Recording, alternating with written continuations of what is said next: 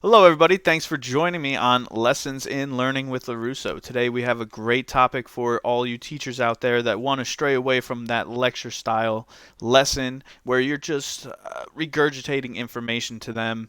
Me, myself, as a biology teacher, a lot of those old biology slides are still available to me, and they're great information, but I want to make them a little bit more interactive. I want to keep students focused, and I want to keep engagement level in my class very high.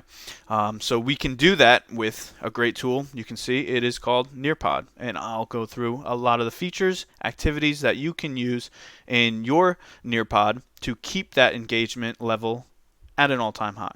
All right, as you can see, we have Nearpod. This is how we are going to do it. It's one of the greatest tools out there for educators. It's a really great program where we can take our PowerPoints and add whatever types of activities that we want. There's a lot of different activities they offer, and I'm going to go through some of them with you so that we can collect data on the fly, see what our students need to reinforce. All right, so this is our home screen right here. When we log in, it's our library. As you can see, I have a couple different things in here for my STEM class, a couple different science things. So I'm going to focus on the intro to computers that I recently did with my STEM class. But first of all, let me show you how to create one. You're just going to go to the top here, plus sign, and you can do a Google Slides if you have it in Google Slides already. But I just like to do a lesson in Nearpod, and it brings you to this blank, and this is really great. You can actually just upload PowerPoints right from your computer. You can drop the files right in there, and the PowerPoint will appear. All right, so that's how I did mine here. So you can see if I go to edit, it will show you. All right, let it load here. It's going to show you all my slides. Okay, I have my slides in here, and then I have some activities. A lot of great activities that they added, and I'm going to go through a lot of them with you right now. So first of all, once we get here, we got our slides on. Just a way to add a slide. You click right here, and there's a couple different options for you. You can add content. If you maybe forgot something in your PowerPoint slides before you uploaded it here, you can add just a regular slide. There's Nearpod 3D that I have not done yet. Simulations, field trips where you can walk around, virtual reality. A lot of really cool stuff. You can add videos, audio, anything that you need to add. Okay, even a live Twitter stream that they have now. Really, really great stuff. But this is to add content. All right. Web content is actually an upgraded feature. So you can see here you got to pay for the premium feature, which they just recently did. So that is not available to us, but this is the one that I really want to concentrate on today to really liven up our PowerPoint lessons, our lectures, get away from that just lecturing for an hour to our kids, because I know my students, when I taught, their attention span was really like 3 minutes, so I really had to add the activities in there to get them to stay on their toes during my lessons. All right, so a new one that they just recently added, which I'm really excited about. If a lot of you play Kahoot, they added their own version of Kahoot, so it's called Time to Climb. So I'm not going to click it, but I did have one in this one, so I'm going to show you what I created for my intro to computers. So you can see if I double click here. All right, I have all my questions. I scroll up. I have question 1. I actually did an image style type questions for my students. So it is choose the option that is considered computer hardware. All right, I added my 2 images. Okay, Fortnite, which is software for them. All right, they love that. And then I have a hard drive. All right, that's obviously the correct answer. So I have to click that so the game knows that that's the one that they need to select. All right, also top right here, we have timer. I changed it to 15 seconds because I wanted to be quick like a Kahoot. But if you had one where they needed to think a little bit harder, do some math, you can change that. All right, whatever you want to do. All right, so if I scroll down, you can see my other questions. I did a total of 4 questions. So let's take a look at what this looks like on their end. All right, so I got a split screen. I'm going to set up what you see as the teacher and what they're going to see when they try to log in. So when you are all done, you're happy with your Nearpod, you previewed it, okay? You're ready to start with your class. You're just going to hit that live lesson. It's going to give you a code. So I'm just hitting no because I don't want to resume, but it's going to give you that code. That's what you want to share with your class. There's even options to share it. You can share it to Google Classroom. I like to just write it on the board, 2 spots in my classroom. So I have them join that code. So you'll see here I'm just going to copy, paste that, and I'm going to join. And I'm going to join here. Tell them to put in their full name so that you can give them a grade, because they really want to feel that their participation is being rewarded. The time to climb by Nearpod. So what that is, it's fairly new for Nearpod. They did a great job with it. They added this. It is basically their version of Kahoot. All right, so I made this for my Nearpod. They actually have different themes. So since it's Christmas time, they have the Happy Holidays themes. I'm going to go ahead and select that. It plays a little bit of music. I don't know if you can hear that, but I hear it in my headphones. So the student gets to pick their character. Let's go with the draft here. Good selection. So now it's saying waiting for players 1 connected. So if you have 20 students in your class, you just want to make sure it says 20 are connected. Then you're going to hit that start button, and it is going to give them that Kahoot style of questions. All right, choose the option that is considered computer hardware. So I'm going to go ahead and click that one. It's going to tell me nice job. Over here, I got the leaderboard. You can see their characters moving up the mountain, and they like to see who's in first. It'll automatically go to that next question. You can set the timer. There's a lot of different things that you can edit. So I only have 4 questions on this one. All right, and as soon as everybody answered, it'll move on its own. Or if the timer runs out, it'll move on its own. It's very nice. All right, and then at the end, it gives you a nice little leaderboard. They can see who got that first place podium, and they can see who got second and third. All right, so that is time to climb. Very easy to use. You set your own questions, very much like Kahoot if you used Kahoot before. Mine starts with a memory test. I always like to get them in on that memory test just to get them going, make sure everybody's logged in. I like to walk around while they're messing around with it. So the memory test, they just got to match them up. So I'm doing bad here. But yeah, they just got to get matches. Let me get a match. There you go. So I got the Windows icon matched. All right, so then you can move them along right here with this button. And as you can see on the student view, it's going to move theirs along with you.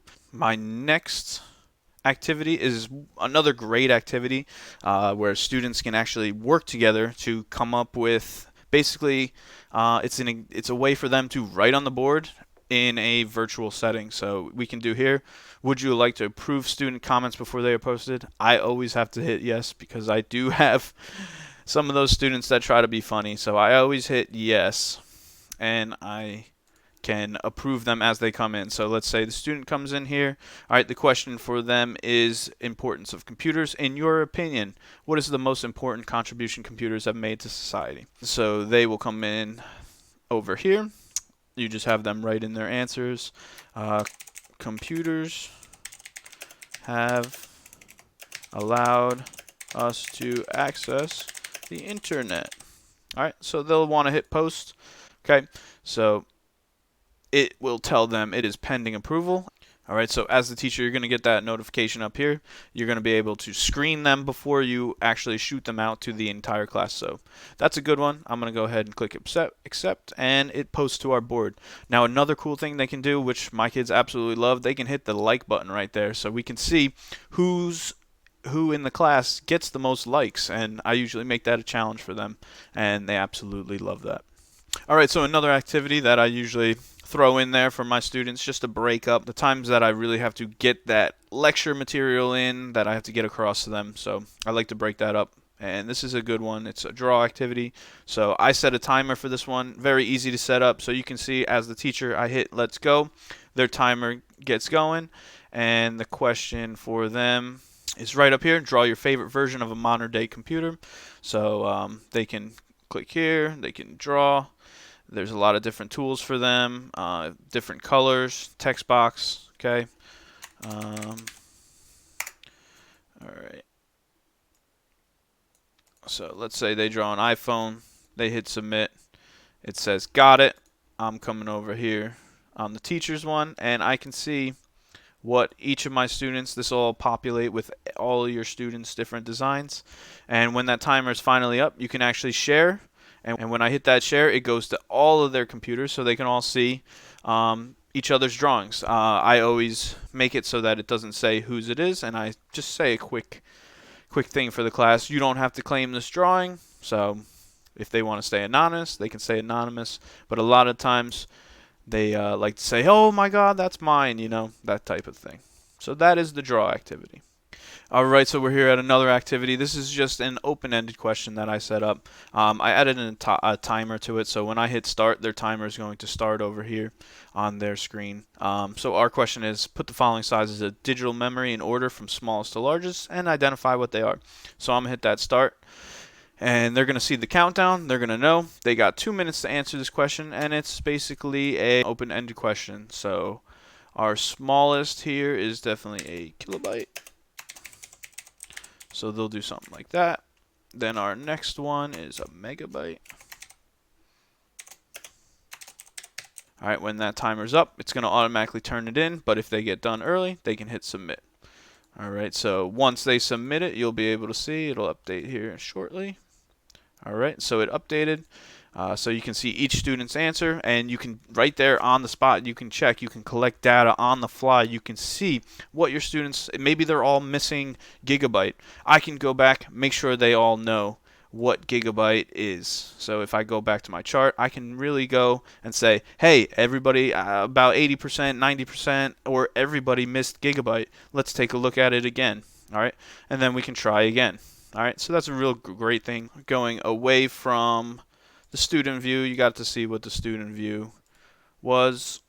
So going back in to take a look at some of the activities that I did not include in my Nearpod. All right, so I did a time to climb, I did an open-ended. All right, so the next one that I didn't do in my Nearpod is matching pairs. All right, so this is the matching pair menu. All right, so in the instructions, you can just have them say match the color to the correct picture, match the letter, the vowel sound to the correct picture. So you can do that. You can set up the pairs here. You can have text or you can have images. And again, that's a great Google search right there. So you can get a Google image search right there on the fly while you're making these things. All right, the next activity is a quiz. I do like to use this one a lot. I like to tell them in the beginning of the Nearpod there is a quiz at the end, so you want to make sure you're paying attention. All right, so when you hit the quiz, you go and you have your quiz homepage. You can just give it a title right up here, whatever you want to title that quiz. Computer quiz. All right. And you type your question in there, you get your answers. I like to do the standard 4-answer multiple choice question. You type your answers in here and you select which one is right so that Nearpod knows which one is right, and it can give you feedback on how they do on that quiz as soon as they turn it in. You can add a picture if you want over here. If you want to add a question, you just hit add a question and you got your second question, third question, fourth question, how many you want to do.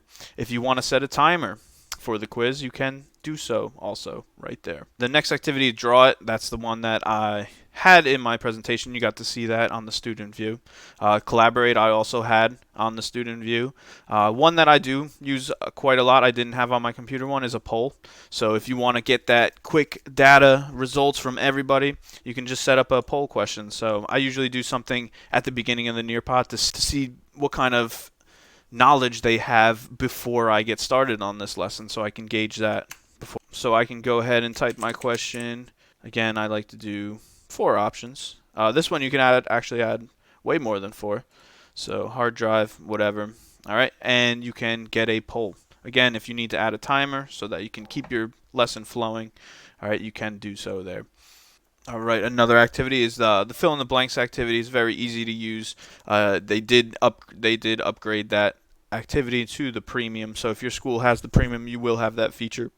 I do not, but I have used it in the past when you didn't have to pay for it. And the last one is that memory test. You saw that in my student version. That's the one that I like to put in the front just to let them have an activity while we're getting everybody set up, while I'm walking around making sure everybody's on, and checking my list to make sure that everybody's on, active on the screen.